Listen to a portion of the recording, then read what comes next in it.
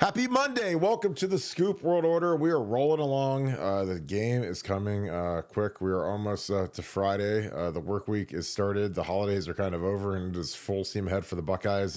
Buckeyes doing something a little different, practicing in the evening, which I think is really smart by Ryan Day. Get the guys used to the kind of the body time that this game is going to go off. It's going to be a later game, national televised, the only game in town. So it's going to be exciting. There's a lot of great stuff going on. With this game, Texas had a lot of their kids meet with the media today. We had media day yesterday, so there's a lot of great content out there. Texas Quinn Ewers obviously got interviewed, asked about his time at Ohio State. We'll get into that. A lot of transfer portal buzz. Sam Williams-Dixon hit the portal. Patrick Gerd hit the portal. George Fitzpatrick a couple days ago. Mitchell Melton. We're going to break down all those names. We got some guys coming back. We got Ty Howard, a linebacker from Duquesne, who has committed.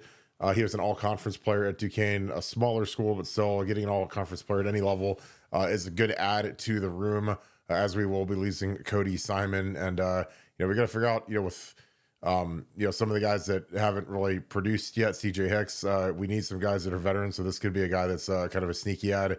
Then there's a monster 5-star defensive end that we ran.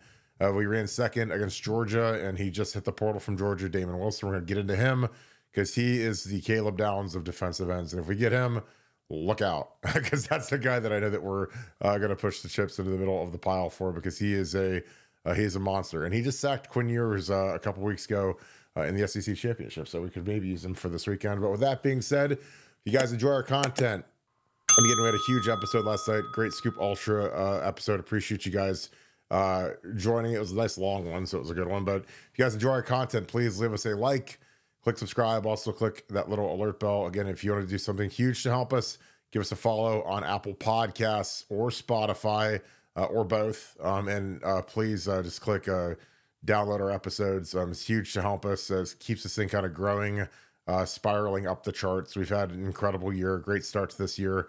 It's all thanks to you guys. So we appreciate you guys. Again, love you guys to death. This is a Scoop family driven show. And it's a very special show because of what you guys bring to the table.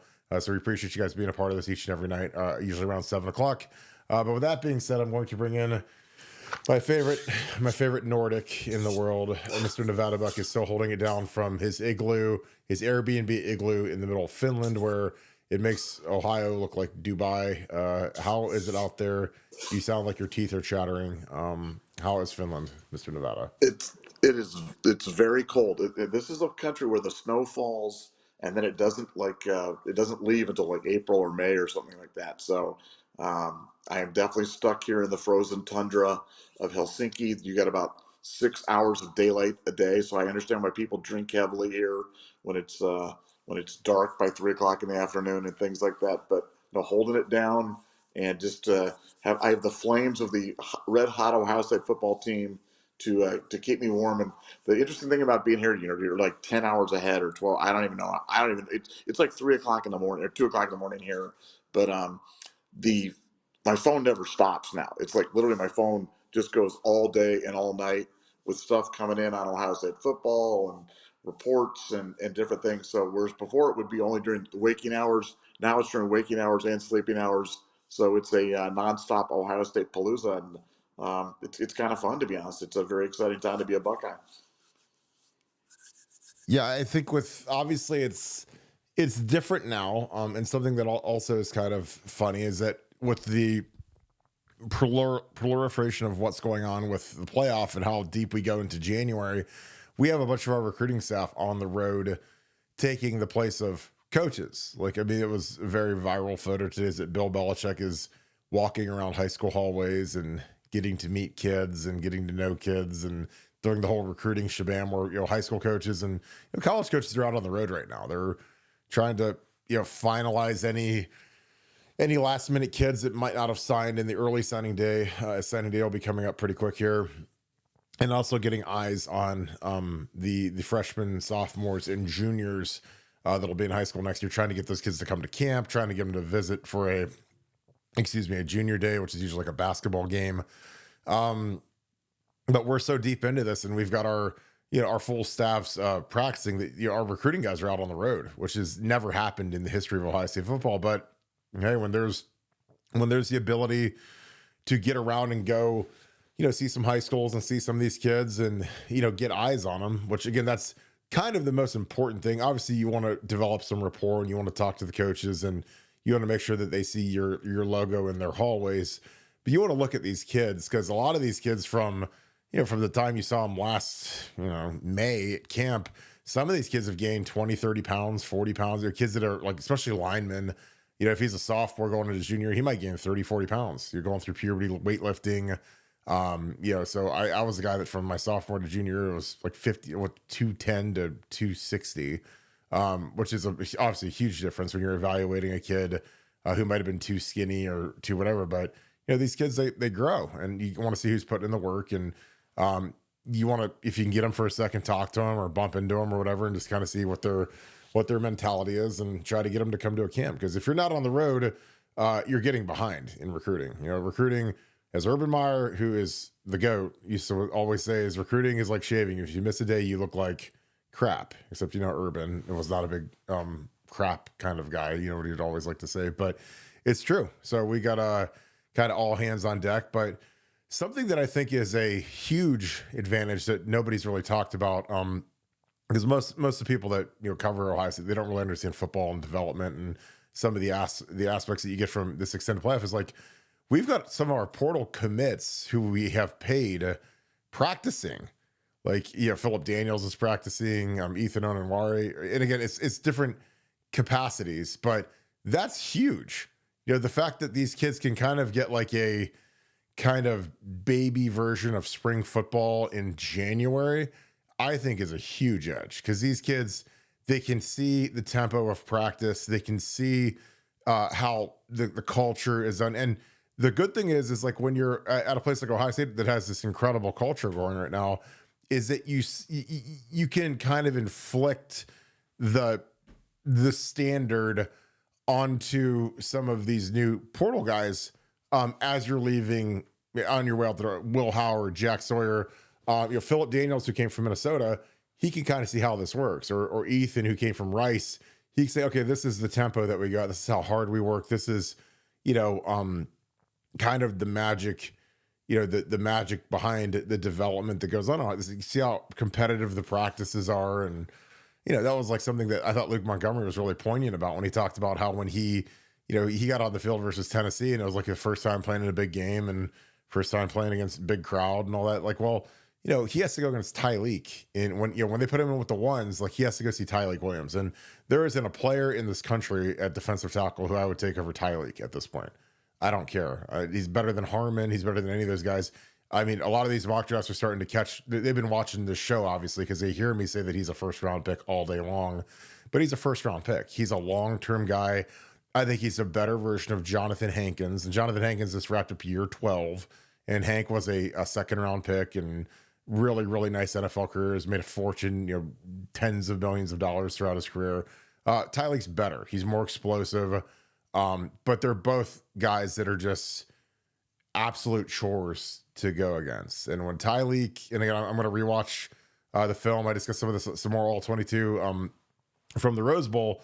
I mean, he plays guys heavy, and there's games that are games, and then there's games that are those minutes are heavy. And when you're playing against a guy like Tyleek and you're a guard or a center, man, that's tough. That's like being a superstar forward in the NHL, and you got to play against a shutdown defensive guy who's very, very physical, very, very on top of things. I mean, it's not fun. It's like playing, if you're playing basketball, you're playing against Dennis Rodman, who's going to wear you down and annoy the crap out of you. But by the end of the game, you're exhausted. Like that's what Tyleek's like. You go against Tyleek, man, you better pack your lunch bill because he does not play. And when he's on, man, he is really, really good.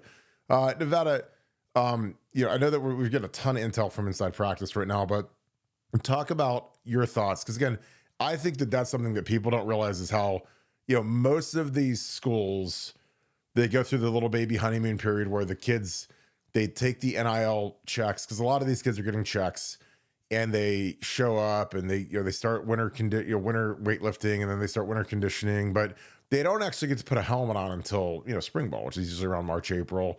But with Ohio State and the teams that are in the playoffs, all of a sudden our early enrollee kids are practicing and our portal kids are practicing, which I think is amazing. Talk a little bit about that. Well, I mean, to me, it's kind of replacing what used to be called, Showtime, where we'd have the young guys and the importance of those bowl practices. And, they talk about, hey, we made a bowl, so we get 12 or 15 more practices and get guys ready for next year and kind of do it. But now what's happening is a lot of the young guys that normally would have been the stars of Showtime or would have been names that you would have been watching for are now in the portal. And, I think for teams, there's two types of portal transfers. There's the portal transfers of guys that you're losing that you don't want to lose. And then there's the portal transfers of the guys that are probably best moving on. And I think for Ohio State right now, we've been fortunate enough that we've been able to avoid having anybody, at least in my opinion, that we've lost the portal that is a guy you don't want to lose. Like, an example of a guy you wouldn't lose would be like Alabama last year with Caleb Downs or Julian Sayin, or frankly Seth McLaughlin. Now maybe they felt okay about that, but they certainly didn't feel good about either one of the first two ones. But Ohio State now is moving guys along, and now you bring in your early enrollees, you bring in your portal guys, and those become the guys that benefit most from these bowl practices and really gain the things. And it just, college football's changed, and it's hard to get used to seeing, the headline every day on the paper, Ohio State loses another kid in the portal. But when you look beyond that, because that is the sensational headline, but when you look beyond that and you look and you go, okay, that's Mitchell Melton. Nice kid, really, been here 4 years, really hasn't been able to accomplish much. Maybe it's time for him to move on to, greener pastures. Or George Fitzpatrick, great kid, think he could be a player if he gets a chance. Not sure he's going to get a chance. Hey, Zen Mikulski, hey, you're getting the bag offered to you by Kansas State and Nebraska and Indiana. Go make your money. I mean, it's just that's the kind of the story of the portal right now for Ohio State, and that's the good news, because when you're able to manage your roster, move guys along that aren't playing, move them onto another team, open up some spots for other guys on your team that you want, and enable you to go after a guy like a defensive end from Georgia in a position of need, or add things. We've added some guys that are going to be starters for Ohio State. The big offensive tackle from Rice, the kid from Minnesota. I mean, those are kids that are potential starters, and those are the big portal ads. Those are the high impact stuff. And getting guys a chance to opportunity to play is just a bonus. So there's so many blessings that have gone along with this extended playoff run. Because you think about this playoff run could have ended against Tennessee. You could have lost to Tennessee, and all this other stuff that we're talking about right now would be done.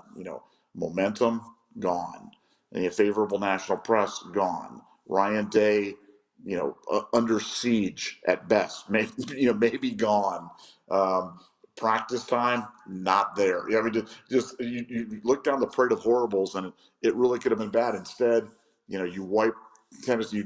You completely crush the theory of SEC dominance in that game, and then you take Oregon to the woodshed and put that program back about 5 years as well. So many good things going on right now, and things are turning well for a Cotton Bowl game where I look for Ohio State to start off fast, just like they have the last few games, and kind of also going to be interesting to see if they take the ball or if they defer. Should they win the toss?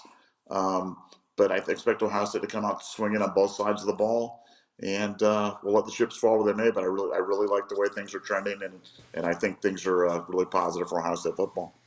Yeah, and I think that with the portal, you guys have to understand, like, this is a whole different universe, and when we lose depth, guys, because I've said since the portal started and since NIL started that depth is truly now an illusion, and it's really bearing out, because when there were people that were complaining about us not having 6 tackles that can play, and who's going to be our 3rd and 5th string tackles, I'm like, guys, like, we're never going to have those again. Now, we'll have a good top 3 or 4, and we'll have a couple young guys behind them. But, our backups, like guys like Zen and George, like they'll get paid a lot of money, elsewhere. And I'm talking like, $500,000 to go, or higher, or even higher in some cases, to go start. And again, when you get paid that kind of money, you're guaranteed to start. You're not schlepping along. And again, I look at a guy like Javonte Jean-Baptiste, who's a kid that was here, never really did much, he was kind of a Mitchell Melton, kind of a platoon guy, kind of a pass rush guy, was allergic to playing the run, didn't do much, transferred to Notre Dame for his last year. And, he was starter for him and really played well. I mean, he was 10 times better at Notre Dame than he was here, but he was a full-time starter. And then he ends up getting drafted. He ends up being a 7th-round pick and made the Redskins. And he's going to be active and playing in the playoffs this weekend. So, again, if Javonte stays at Ohio State, probably doesn't make an impact, surely does not get drafted because he wasn't going to beat out Jack and JT.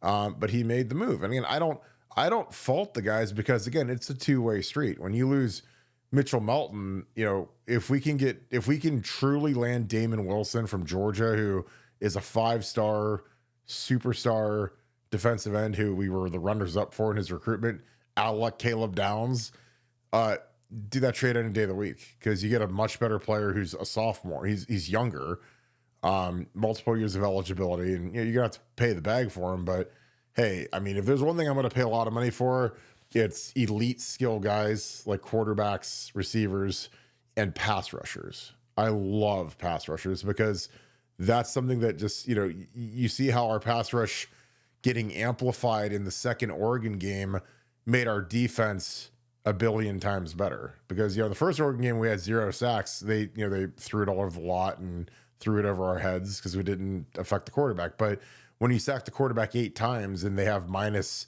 30 yards, combined sacks and rushing yardage, then it's a whole different ball of wax. So, and he had a bunch of garbage numbers towards the end where he had to throw every down, but I like paying pass rushers. So I like the trajectory of the team. I really do. I think that this is a huge advantage for the teams remaining in the playoffs to get their transfer portal guys and their early enrollees to kind of have this extra bit of practice time. It's huge. Like I'm telling you, I was a guy that showed up. I was super old fashioned. And in the old days, 20 years ago, I showed up August 5th. That was my first day as a Buckeye. Now, 2 years later, everybody would show up in June. Like you were allowed to show up for summer classes. But when I was a senior in high school, like they didn't pay for your summer classes. So you couldn't, if you wanted your mom to write a check for summer quarter, which none of us did, you could show up for that. But I showed up in August. These guys being able to show up in January and actually practice in January, like Tavian St. Clair and some of these guys that are early enrollees. And on top of that, they get to go to the bowl game, be on the sideline, which again, that's a great experience because even though you're not really a part of that team, you get to kind of see how the mannerisms are in the locker room. You're part of the celebration. Like, I mean, Tavian St. Clair and those freshmen, they were on the field for the Rose Bowl celebration. And they should be, getting ready for the second half of their senior year of high school. So I think all of that is motivating. I think it's a great experience. And honestly, they get a great shot at getting a jump on learning the playbook before even spring ball starts, which again, that's a big challenge for a lot of these kids as they get into practice. Is like, look, everybody has to learn the playbook, and some guys it takes longer. Took me a long time. It's hard to do. And also you have guys that can play and help out on scout teams. That's one thing that nobody talks about is on scout team, which is kind of, you've got your starters, you've got your JJ Smiths, and you got your Meccas on the first team. And then the scout team is the team that's replicating Texas's defense. And, we've lost a lot of backup-ish type players to the portal. So some of these freshmen and some of these portal guys that are here that can practice, they can kind of help fill in. Like those 2 big offensive linemen that we got, from Rice and from Minnesota, Philip Daniels and Ethan, they can help out on scout team a little bit.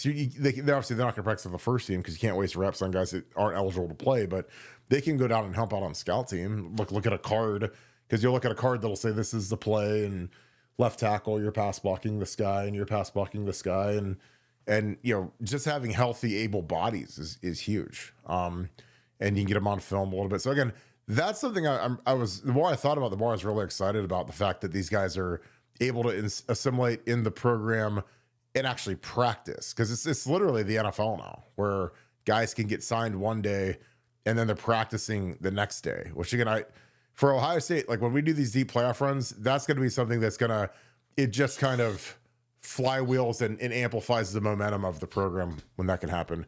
Nevada, any thoughts on that? We'll start digging into some super chats. Well, it was sure fun kind of looking at the reverse side of that, watching David Sanders on the sideline against Tennessee, where, he was out there practicing with the team and he's out there with the Vols. And I chose Tennessee over Ohio State. And then we go out there and just violate those guys. And, you wonder how he's feeling about his decision. Well, I'm sure he's got the bag to make him feel good. But no, look, it's a new day. College football is changing. I can't compliment Ohio State enough though in the way that they're deploying their NIL resources. I think, we are always fair here on the show, and we tell you when we think Ohio State's screwing up. We tell you when they're doing good. And NIL was something when it first started that Ohio State really didn't have much of a strategy, and frankly, their strategy was bad. They were literally Gene Smith was backing two. Different collectives because of personal relationships and other things that had nothing to do with the best interest of Ohio State football, and it was killing Ohio State. And Ohio State's NIL was terrible, and then they were able to recalibrate. Gene Smith moved into the cornfield. We got a real AD, we got a real president, and they've got real guys raising money for the NIL, and they're deploying it correctly because they don't have a Larry Ellison, they don't have a Phil Knight. They don't have that overarching sugar daddy that can write the check at any time, but they're going out and doing it kind of the old-fashioned way, but spending the money really, really smartly in terms of roster retention and key spot acquisition. But they're not breaking the bank on high school players, and I think that to me is so smart, and it's the way that you've got to operate. If you're going to operate in this NIL era, you've got to recognize that you don't have unlimited money. You've got to put the money where you get the highest and best use.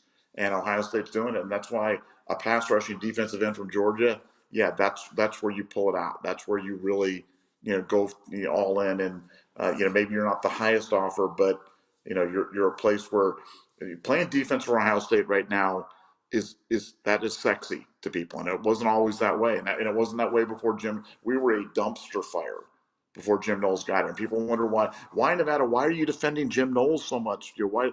Well, because I love great defense. Because I love defenses that get stops and limit scores and limit yards and limit first downs and third down conversions and play hard around the goal line. That's what I love. It's nothing personal. I just love great defense, and so as a result, you're able to attract great defensive players. And that's why I admire Brian Hartline. Brian Hartline, you're able to get great wide receivers. Ryan Day, you're able to get great quarterbacks. So, I think Ohio State is really operating at peak efficiency on just about every level right now, and I'm just so glad.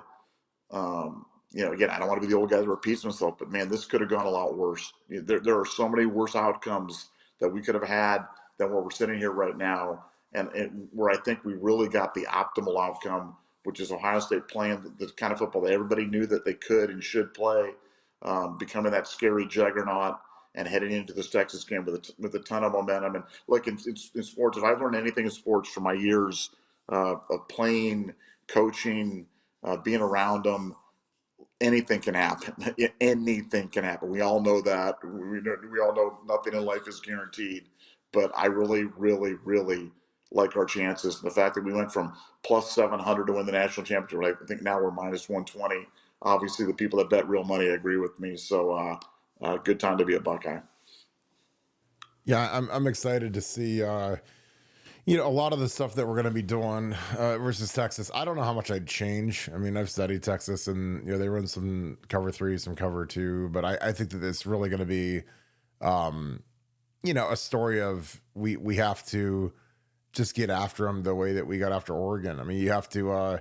Will Howard was in his bag. I think that Chip Kelly, the way that he called that offense, the way that he got JJ the ball creatively was about as good as you can get, about as clean of a game as you could have, and they liked messing with Oregon's front, which was a really good front. With the shifts, the motions, getting the ball to JJ creatively, and again, a lot of it is You've got a veteran team, you've got great operation, you've got guys that can retain what you're trying to do in terms of, because again, it's one thing to run an offense and to install plays, but when you've got plays that have, okay, we got a shift here, we got a motion here, okay, everybody's got to get set, okay, we got another motion. Like, I mean, there's some plays. In the second play of the game, we had a guy comes in and gets set, and then you motion a guy across, and then you shift another guy over, and you got to get up to the line quick. The guy's got to be able to execute it.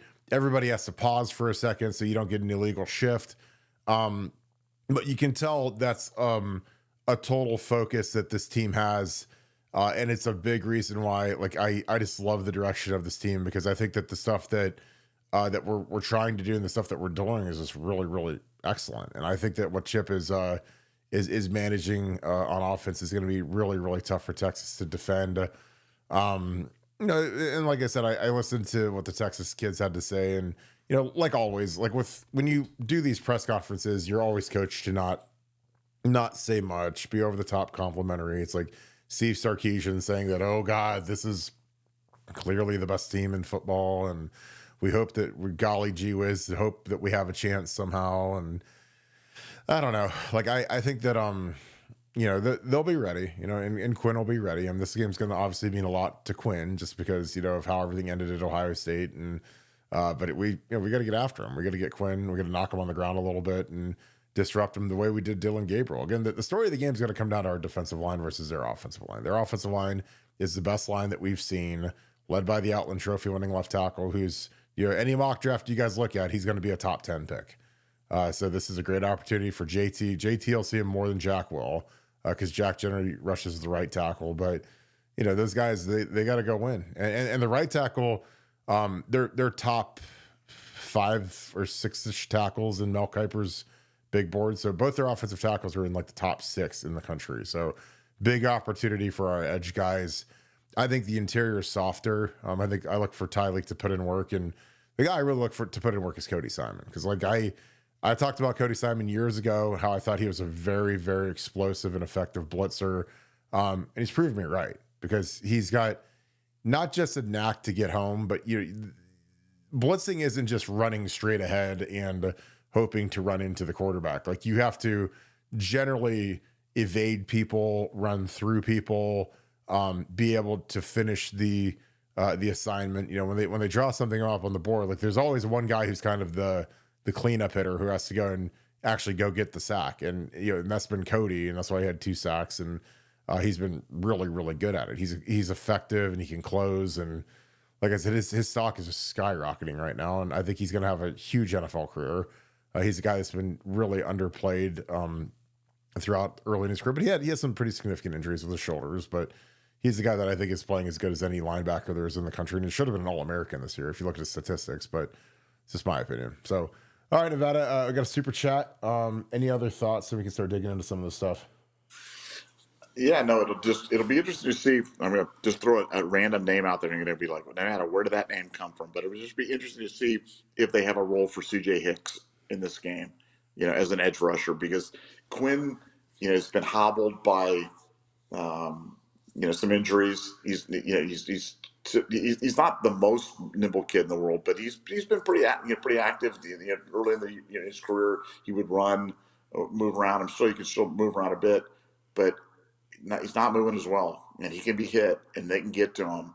And with some of the stuff that they're practicing, it'll be interesting to see if they roll CJ Hicks off the edge and try to get him there, because disrupting Quinn, as you mentioned, obviously that's kind of a no-brainer, kind of Captain Obvious take right there. But it's so true. I mean, it really is true. And it's interesting, as good as Texas's offensive line has been, they've really struggled running the football. I mean, they've really struggled running the football. Like almost couldn't do it. So it's going to be definitely a matchup of team strengths. Although on our defense, it's really hard to find the weakness, because you look at our defense, you say, is it our front four? Is it our linebackers? Is it our defensive backs and safeties? It's like, our defense is really freaking good. So pick your poison and line them up and take chances. But Quinn's a really good quarterback, and it'll be a great challenge. But I just have a sneaking suspicion, maybe they have something in line for Hicks. So we'll see. Yeah, that'd be strong. Mike Greene, what's up, brother? I hope you're having a great Monday. Appreciate you, my dude. Call you Monday Mike Greene. You see, you got 2 super chats on here. So, Big Kirk, why are Texas people why do they keep acting like all of a sudden they don't have flaws that hurt them all this year now that they're playing us, Nevada OH?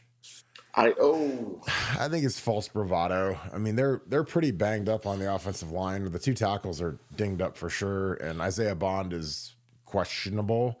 I think he's on the right side of questionable where he's going to play, but he's their best receiver. He's the kid that came from Bama.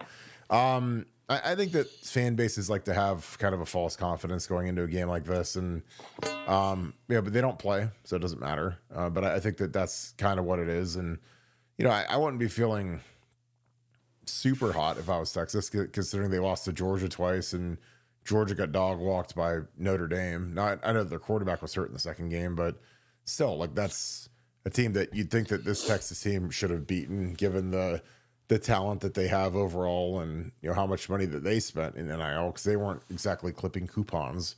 So I don't know, but Nevada, what are your thoughts? Why do you think Texas people keep acting like all of a sudden they don't have any flaws on their football team? Yeah, I mean, look. Well, first of all, Texas is a really good team, and I like Sarkisian. I think Sarkisian is, from an offensive standpoint, is a great offensive coach. So look, they're going to be a formidable challenge, and they're playing, at home.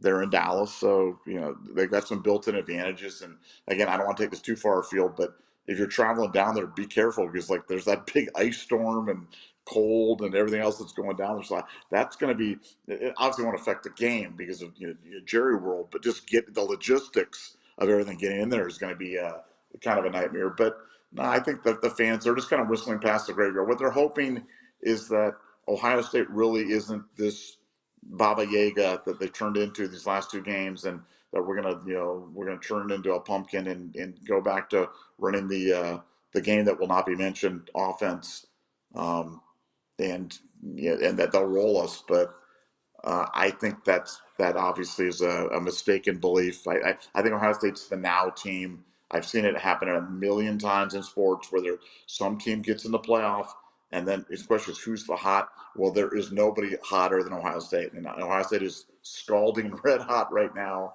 And I fully expect to see that continue against Texas. But I'm sure that Texas fans are just hoping that isn't the case. Yeah, I totally agree. James Hammond, thank you for the 5. If you have a question, throw that in the chat. Mike Greene, thank you again for the 5. Kirk, this is a moment we can go on a Bama-type powerhouse run. Hard hitting and toughness is very appealing to ballers in this moment, especially. I agree, because again, everyone else looks pretty vulnerable, and the way that we're really accurate in the transfer portal, I think it helps us prolong the run. I mean, that's something that is an easy way to patch up any holes that you have coming out of the season, and even coming out of the second spring bowls, that you can go get someone out of the portal, because we've done an incredible job getting Max Clare and a bunch of these guys committed. Obviously getting Ethan at left tackle and loading up, but you look at that second portal window, that's when we got a guy like Josh Simmons, and you can still find some more guys that can be big factors. I mean, Josh came after our spring ball, and he still started every game that he was healthy for in his career. So, I mean, that's the thing about the portal, man, and NIL, is that you can keep this thing going for a long time. And I think kids are starting to get the drift that, hey, Ohio State is, it's cooking. And again, Nevada's correct when he talks about, well, Ryan Day's 45 years old and a lot of upside. And I always talk about, like, look, if I'm sending my kids somewhere, send them to Ryan Day, because again, he's developed players at the top end of the NFL draft at basically every position, offensive line, quarterback, running back, and if he didn't do it, then Urban did it in the last 10 years. But I mean, you look at like J.K. Dobbins, you look at Ezekiel, you look at Taylor Decker, you look at Paris Johnson, you look at Garrett Wilson. I mean, JMO, Chris Olave. I mean, Marvin, JJ. I mean, it's like, if you're a parent and you want your kid to be developed and to have a great experience, like Ohio State is far and away the best position right now. And then defensively, you look at the Bosa's, Chase Young, Davon Hamilton, guys that, I mean, you said Kirk, Davon Hamilton, Draymond Jones, those guys all signed for 50 million on their second deals. Jonathan Cooper just got 60 million on his second deal. It's, Pete Warner just got paid. The DBs are extraordinary, from Malik Hooker to Denzel Ward to Marshawn Lattimore. I mean, guys got paid serious cake. And again, that's basically every position on the team has, even tight end like Nick Vannett and Jeremy Ruckert. Like, those are top roundish type guys that are in the league. So, I mean, Georgia can't say that. I don't think it's as efficiently. I mean, I just watched Georgia's wide receivers, and they weren't as good as MAC wide receivers. Like, I don't know what Georgia does recruiting receivers. Now they just got the Branch brothers, because I think that their donors just were sick of it. The fact that they didn't have a single game breaking wide receiver on a team that had talent basically everywhere. But yeah, I mean, I think that this is a time to go on a powerhouse run. What are your thoughts, Nevada? Yeah, no, I mean, look, if you manage to close this out, and we're a long way away from that, we're halfway there, we're halfway up the mountain. But if you manage to close this out, where you've played what, 8 top 10 teams this year and 7 top 5 opponents, and went 6-1 and won the national championship, it would be the greatest single season, not only in Ohio State history, but it would be the greatest single season in college football history, because nobody in college football history would have faced a gauntlet like Ohio State has gone through this year. So, yeah, you would certainly, it would be the king is dead, long live the new king. Ryan Day would be the king of college football at 45. Ohio State would have reascended to the throne. And, in this day where you're basically putting together super teams, it's kind of like the NBA, where players can go where they want to go and play where they want to play. It certainly doesn't attract ballers, because ballers want to win, and and certainly Ohio State can be competitive in terms of paying them. So, but again, that's getting ahead of ourselves. As I'm aware, we got a long way to go to get there. But I think most people post that game that will not be mentioned, we're not exactly expecting us to be in this spot right now, and here we are going into the Cotton Bowl as a favorite. So I can't wait to get after it. Nevada, like, as we're a few days out, how are you feeling about the Cotton Bowl? Because again, I know that we both have this confidence, but I can't see the letdown. I can't see how this team isn't a team of destiny at this point. But what are your thoughts on that? Well, I don't. There won't be a letdown. There will not be a I'll tell you 2 things that will not happen. There will not be a letdown, and Ryan Day and Chip Kelly are not going to suck the gas pipe and go into like protection mode and call a bad game. Now, stuff can happen. Passes can get deflected and caught, and referees can make bad calls. And I sat through the Packers Bears game yesterday and saw every possible thing go wrong for the Packers. The entire, I mean, a punt return from the other side of the field, a fake. I mean, just that goes for a touch. I mean, stuff can happen. So, and certainly with our special teams gaffes could be part of the equation. But how am I feeling? I'm feeling like Ohio State's going to beat them by 3 scores. And I think Texas is a really good team, but I don't think Texas is better than Oregon. And we humiliated Oregon. And I don't think Texas is playing well. I don't think Texas is playing really good football. I thought, for Oregon, I didn't think they were playing good football on the defensive side, but I thought their offensive side was playing really well. Had all year, had continued that on against Penn State, who's one of the Final Four teams in the country. But I thought we could get them, and we got them clearly on both sides. Well, Texas, I'm not sure Texas is playing well on either side of the ball right now. I'm not sure they can stop anybody, and their offense goes into long, sustained stint where they can't move the ball other than with Ewers' brilliance, and they're really having trouble running the ball. So, do I think that switch is going to just flip and also they're going to get better? I don't. I think Ohio State wins the game probably by 17 to 20 points, and I'd really be surprised if it was any other outcome, to be honest with you. You're muted, but I'm sure you're saying something brilliant. I was gonna say I kind of feel like kind of the same way. Like I felt like the first Oregon game was a fluke. So I felt really good coming into the second one, and I just felt like Oregon thought it would be easy, and I thought that, and again, they walked into that thing, man, and our guys were ready for war, and they thought that they're just our guys gonna roll over and die, and that's just not how, our guys were wired to go. Um, Texas, I think, is a little shell shocked. I think that we'll see a much better effort than they gave Arizona State. I don't think that they were ready to play Arizona State. They were ready to play Georgia, but we're gonna find out a lot about these guys because these guys they've got real athletes, they've got real speed. But we have to get after this quarterback, and I think that that's something that if you affect Quinn, then we win this thing by a ton. And if we don't, then we don't.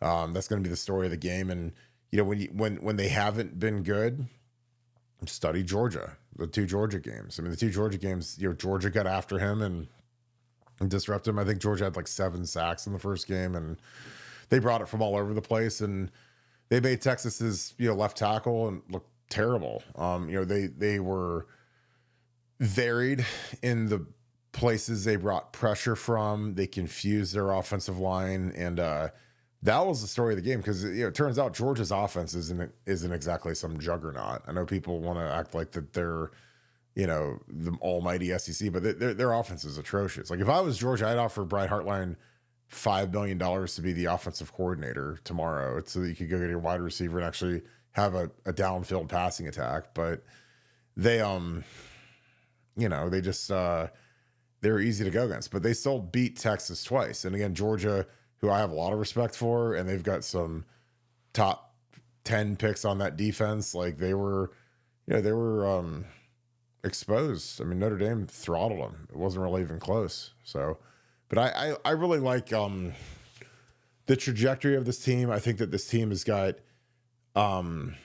this is a team that's been challenged, and they're callous from losing to Michigan and losing to Oregon, and the fan base turning on them, and they really had to close ranks. And something that Urban used to talk about all the time that I loved is like when you win that national championship or you win that game, he was always real big on getting the ropes up. He's like, make sure the ropes are up and the people that were with us are inside the ropes and everybody else is outside the ropes. And I think, Ryan probably won't be that jaded, but I mean, there's a part of me like if Ryan wins this thing, like he kind of like the how do you like me now type thing. Cause I mean, he's been replaced by Mike Vrabel and fired. And again, like we went through the exercise. I mean, Nevada and I were both like, what do we need to do? What's the next course of action? And I mean, like I said, when we're on the show, we run this show like we're the athletic directors at Ohio State. Like what is the best path forward for the program?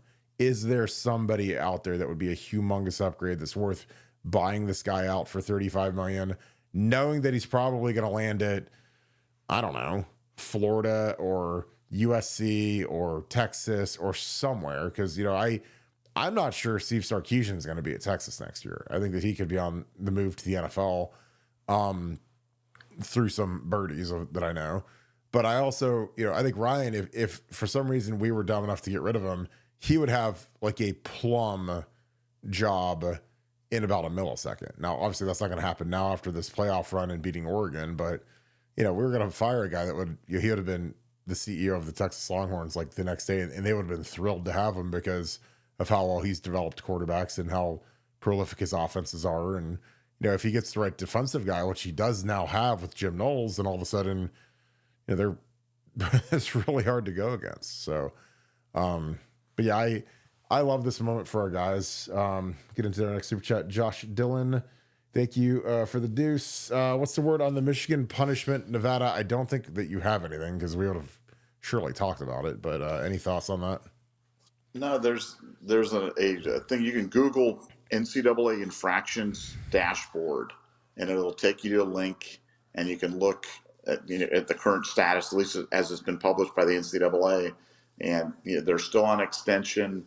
With the holidays, anytime you have an extension, but you throw in Christmas, you throw in New Year's and things like that, it probably gets delayed a little bit. I would expect the notice of allegations, the initial one that was filed by the NCAA against Michigan, that was filed on it. I believe it was August 23rd of 2024. I expect that to come out any day now, and you guys can all read that for yourself. We've said this many, many times in the show. You're going to get a chance to read the notice of allegations and determine for yourself if you feel like this is a serious thing or if it's just a nothing burger. But from the NCAA standpoint, it's a very serious thing, and that's why this thing's continued on to full hearing. If it wasn't a serious thing, Michigan would have settled this, and what you'd see on that infractions dashboard is negotiated settlement. They would issue a statement, and it would all be done. But this is going to full hearing, which means the NCAA wants way more from Michigan than they're willing to continue on. So that's kind of where we're at. Yeah, and that's just like general legal recourse. I mean, when if you're on the wrong side of the law and something goes down, and all of a sudden you get offered a settlement to kind of get it over with, like, okay, I'll take that, and kind of put it behind me and get the train rolling forward. But whatever, if there is even a settlement offer from the NCAA, it's so severe that Michigan's like, ooh, I don't think we're going to take that. So it ain't like, hey guys, you take a bowl ban last year and vacate a couple wins, and then we'll just put this all behind us. It's something that they're looking down the barrel at something that ain't going to be pleasant, and it's going to be embarrassing for the university, and it's going to set the program back severely. So that's why I'm excited. Because again, good.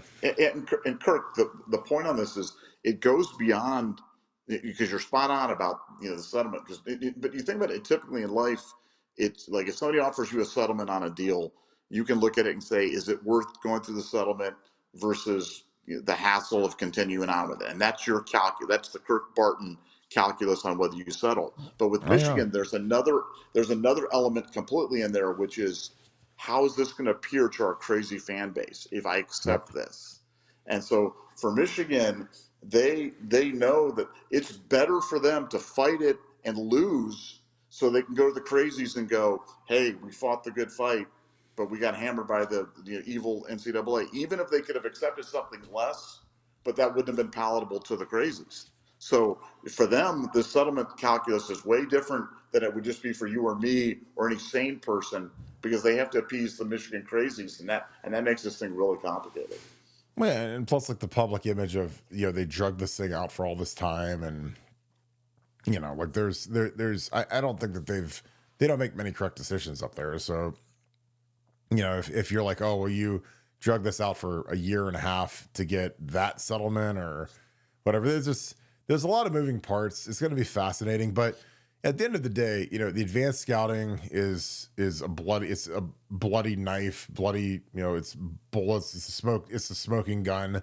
And then Connor Stalions literally being on the sideline of an opposing team and then saying to the investigators, well, I don't know who that is, or I don't know how he got there, or I've been to a lot of games in my life, and I give my mom tickets to go to the Iowa versus Illinois game on, November 8th at noon. And, it's just, it's one thing to be dumb, but it's another thing to be dumb and then be dumb to the people that are holding the punishment, like the NCAA. Like, again, like if I was in his shoes, man, I'm just like, look, I screwed up. I'm sorry.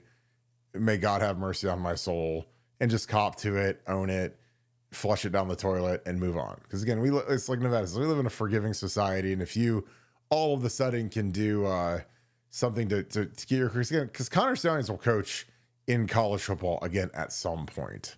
If Steve Sarkisian can be the head coach of Texas after he got fired for public intoxication at USC, and Bobby Petrino can be back coaching at Arkansas after his escapades with the one volleyball player or whatever it was, like, then this guy can come back from this. Like, you can come, but again, it's a lot easier if you just cop to it, get through it, it's over, as opposed to doing he watched Goodfellas one too many times, where Henry Hill's at the court and he says, oh, I didn't do anything, nothing, and and then all the guys are out there, like Jim Harbaugh and all the guys give him a big hug on the stairwells, Paulie from Goodfellas. But I don't know, it'll be interesting to see what comes out. But at the very end of the day, I mean, he was literally he was working for the University of Michigan and was on an opposing team's sidelines during a game with spy glasses on, which again, you can't skate on that. I mean, that's the most crazy, obvious thing of all time. And, just as bad as bad can get. Gio did it. Thanks. 42. Thanks for the 5. I'm glad the players and our coach are not falling for the fake attaboys we're getting from everyone outside of Columbus. They remain laser focused. Yeah, I mean, hell, even everybody inside Columbus, like the same people that are booking tickets to go to the Cotton Bowl and excited to see the team get off the bus are the same people that wanted to fire everybody and get rid of all the players. So again, that's why like Nevada and I, we're always pragmatic when we look at all this stuff, because, if we thought that the program needed to be burned to the ground, if it was a house infected by termites, and I said, guys, we can't even spray it to kill them all, the whole house is going to collapse, let's just burn the thing down and start from scratch, we'd be the first to tell you guys. But we get accused of being sunshine pumpers because, in general, we're correct. Because we diagnose stuff and we say, okay, is it broken? Do we have a prayer? Can it be fixed? I'm like, well, yeah, I think we're close. I mean, that's why I love watching film. Is I'm like, well, we lost that Oregon game, but there's like 4 plays in there where we're about a foot away from it going our way, and then everybody's excited and we're the number 1 seed and we probably win the Big Ten and whatever. But I like where we're at, because again, our guys had to go through some stuff, and I don't know a good man or a good team who hasn't been through something. And this team has, been through some severe adversity, and they saw the dark side of the fan base, and now they've risen and they're cooking, and they get a chance to go put one on one of their old friends in Quinn Ewers, and I'm excited for it. Nevada, what are your thoughts? Again, Gio, I appreciate you, my dude. I hope you're having a great start to your new year. He says that he's glad the players and our coach are not falling for the fake attaboys we're getting from everyone outside of Columbus. They remain laser focused. What are your thoughts, Nevada? Well, when you talk to the players, and again, people don't want to hear this stuff, and that's okay. We tell you stuff. I do an uncomfortable truths column after every game, telling people stuff they don't want to hear. But on this podcast, I'll give you some uncomfortable truths. If you ask the players right now, the thing they remember most about this season is how people bailed on them. How people bailed on them, how people attacked the program. I mean, that is the first thing that's out of everyone. It's not, oh my gosh, it's so great that everybody's rallying behind us. It's that everybody wrote us off. Everybody gave up on us. Everybody quit on us. Everybody sold their tickets to the Tennessee game and thought that was going to be the end of the thing. And, F you. And so they appreciate more than ever the people that hung with them. They appreciate those 70, 80,000 fans that were there that cold night against Tennessee, because those fans were loud and proud and really carried the stadium. And the people that came out to the Rose Bowl and represented and took over the Rose Bowl against the Ducks, and they appreciate that. But man, yeah, they're definitely not going to be wowed in by any rat poison or anybody can give them attaboys, because it was less than a month ago that they were being pillared and roasted on the stake as the most underachieving team of all time and what a bunch of losers.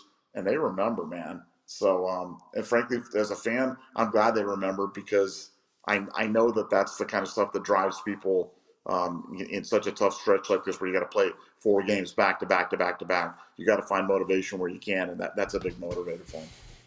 Yeah, and these kids are, they're smart, and they're, they sadly, more idiots have access to these kids than at any time in the history of the sport, because of social media and because of other aspects. But if you channel that correctly and you stay motivated and you remember, hey, we're kind of all we have. I think it's good for the team, because again, I think that the reverse of it worked for Oregon, where Oregon, they beat us, and then it was kind of just slide down the water, slide down to the bottom, and then run through Penn State, win the Big Ten, and then you're the 1 seed, and everybody's picking you to win. I mean, Urban picked Oregon to win the national championship, and they were a real fashionable pick until they had to see us again, and then we were an angry, motivated team that, frankly, we had guys that played the worst games of their lives at Austin, and they didn't play like that. And our scheme was adjusted and changed. And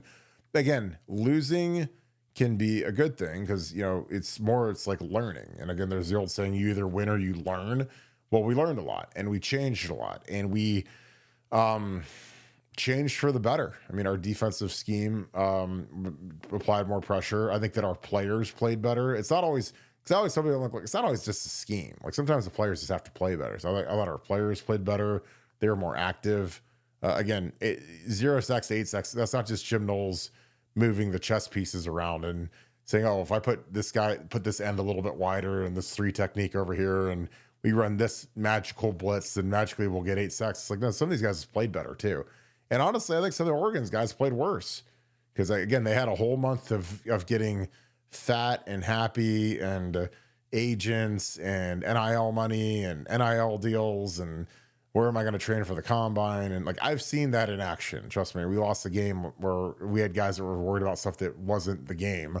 And we got smashed and, and we had bad stuff happen. And, Ohio State played a clean game. Again, neither team turned it over in the game. And the thing I kept saying is I'm like, look, Quinshawn fumbled it. And again, this is not blaming Quinshawn. He had a broken wrist and I think he's a warrior for playing, but he fumbled it on our side of the field. And then we had that onside kick thing where we didn't recover it. So those are 2 catastrophic plays that we cleaned up and avoided this game. And we cashed in on our things. We didn't have the awful offensive pass interference. The things that all the bad things that happened in the first game didn't happen, and it was a rout because we were just a better, more talented, better coached team. And again, Nevada, who's been spot on about calling Dan Lanning Big Game Dan. Dan Lanning lives in this fairy tale land called Oregon where nobody really cares about their team. So they're not in the vacuum. They're not in the death spiral that Columbus can be. Because with our fan base, like if we don't win by 80, it's fire Jim Knowles and fire Justin Fry and fire Chip Kelly sucks and he doesn't know what he's doing. And like Oregon, like since we smashed them and kicked them out of the playoffs, I don't think I've seen Oregon's name mentioned on any sports TV show, First Take, ESPN, Game Day. It's like they don't even exist. When they get bushwhacked and ran out of the gym, like you don't hear people saying Dan Lanning should be fired, even though his team was wholly unprepared for what we did to him, and he got his socks coached off by Ryan Day ran circles around him. So did Chip Kelly, so did Jim Knowles. So again, you got to kind of just take a breath and audit where we're really at as a team and as a program, because again, Oregon was the fashionable pick. And I know Dan Lanning likes to make his little stupid videos where he talks about the fairy tales over for Deion Sanders, who, they beat the tar out of a 2-10 Colorado team last year. And, oh, the fairy tale's over. The game's played on grass. It's not played in Hollywood. I'm like, great, dude, you beat a 2-10 team. That's awesome. It's amazing. Make sure you put that YouTube video out for your media team so the whole world can see how awesome you guys are that you beat a 2-10 Colorado team that was terrible. But people they take the bait and they're just like, oh, that guy's Vince Lombardi. He's the dude.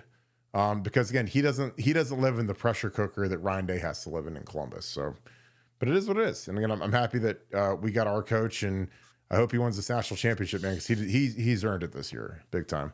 All right, Nevada, let's wrap this thing up. Any final thoughts? Not just if you're going down to Dallas, and as I know a lot of people are, man, just travel safe, get down there early, and represent. I was able to get the tickets finally did come across. What you have to do, they send you like a manage your ticket account. So it's not just enough to have the Cotton Bowl app or have the SeatGeek app. You have to have click this link that merges the two of them, and then it gets you your tickets. So if you haven't seen your tickets, that's what you're looking for, is this merge email, and you can do that. And but just go down and bring home the win, and then we'll all meet in Atlanta for the national championship game. And there's nobody in this universe that is better and more adept at using and discovering new technologies than you, correct? I am pretty good. I have to admit, I've become like the you're like Doc Brown, and I'm like a bigger, larger Marty McFly. It's kind of what it is. Like you're like a big cuddly Marty McFly. I'm like Biff Tannen. but literally, like you, when it comes to technology and figuring stuff out, I mean. But my question is honestly, like, how proud were you of yourself the moment that you actually discovered that the tickets were there and that you're able to transfer them to your buddy and you're able to be all ready to go? Like, how proud were you at that very moment? I mean, the funny thing is, you know me, and so you know that tears. I was so happy. I hit that little button, it kind of merged. It did this little merge thing, and it went there, and the tickets appeared, and I truly was. I was truly happy, and we're having fun on the show. But you know me, I was very very happy about that. So yeah, and I'm It's going to like, share my happiness with others. That's why I'm doing this segment on it because I'm so excited about it. well, it's like it's almost like that's like the world juniors of like technology, and like you probably stood up and put your hand over the heart, and they said, now since Nevadabuck has figured out how to transfer tickets, we will now play the national anthem of the technology king, the world Yeah. junior gold medalist Nevadabuck. Uh, They start playing, the tears start coming down. hey, go USA! USA men won the World Juniors men's last night for the first back to back for the first time in a USA history. So go USA hockey. USA hockey is incredible, and then they got the obviously little Nevada is out there balling with 2 shutouts, and they play again tomorrow at 10 a.m. versus the Finns, the host nation Finland. So you feeling pretty good? Yeah, if you've got the NHL Network, you can watch the game 10 a.m. Eastern. You can watch the game tomorrow. So feeling good, but hey man, feeling good until you're feeling bad. So hopefully we continue the good luck. Look for the guy in the crowd who's got the giant horse head on. He'll be sitting there with the big fake rubber, because he's like, I just told people I have the big rubber horse head on, sitting there. And No, I'm dressed up like Uncle Sam. I get the big hat on and the big thing. I'm dressed up like Uncle Sam at the game and stuff like that. So it's I'm easy to spot. Do you and Ty Buck have to share the one Lassonde Lions jacket that you guys both are wearing? Because you guys does like one wear it for a little bit to warm up, and then you put it on, and then you switch it back and forth? No, Kiki wears the outfit so she's like the Statue of Liberty, and I'm like Uncle Sam, and but you're like Kiki. You got to put your arm up the whole time. So like her right tricep is just diesel from holding up the torch all night. She looks like a swole Kirk Barton there, circa Youngstown State game there. So yeah, big arms, big arms, big hopes. I know. Back when I used to lift weights instead of just. I used to carry around weights instead of carrying around podcasts,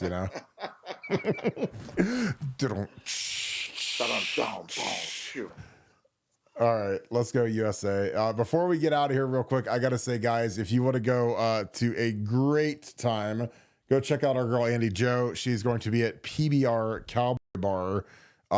This is Saturday before the game, 6 p.m. She'll be singing and performing. Her and her family are Scoop Strong. They're awesome people. Appreciate you guys for always being, and she's at every event. She's awesome. And again, I always appreciate you, Andy. Just go check our girl out. I'm sure that we'll have a bunch of you guys there. So group up, have a good time. Appreciate you, Andy, Joe, and Thomas and Sarah, her parents, awesome people. As always, with that being said, appreciate you guys kicking it with us each and every night. Another great show, huge show tonight. Big portal watch, man. I'm telling you, I'm going to break this kid down a little bit. This defensive end. Big time player. It's gonna be really good for us if we can nail this kid. I think we're going to, get him up front with Caleb Downs. Oh boy, wow, it would be a big ad for our edge rush pressure next year. And he's a superstar, guys. And again, we added that Caleb Downs, and this is the Caleb Downs of defensive end. So this would be a great ad for the program. So with that being said, if you guys enjoy our content, please leave us a like, click subscribe, also click that little alert bell. Appreciate you guys for being on here each and every night. What a great show this was. Always great having you guys in here. The chat was electric. It was lit. And I just appreciate you guys for all that you guys do each and every night. And you guys are on BuckeyeScoop.com. I will see you guys on the board. If you guys are not members of the message board, it's the best. And we've had some great energy, a lot of great entertainment on there. So jump on there. Game threads are fire. We're gonna have a lot of intel on practice in the next couple days, so make sure you check that out. Everything that we do is always first on BuckeyeScoop.com, our home, our message board. So I just appreciate you guys so much. If you guys want to do a huge favor for me, give us a follow on Apple Podcasts. Again, that is real simple and easy to do, and I just appreciate you guys for everything you guys do, because this thing's growing because of you guys, your word of mouth, and you guys just consistently tuning in every night. So thank you. Again, I always like to be thankful and grateful for you guys, and hope you guys are having a great start to your year. With that being said, thank you so much, Buckeye Nation, and thank you, Scoop family. We will talk to you guys tomorrow. I hope you guys have a great rest of your night. It's getting close, guys. We're going to be beating Texas down in about 4 days, so get ready for it and keep it tuned on Buckeye Scoop. So you guys have a great rest of your night. Go Bucks.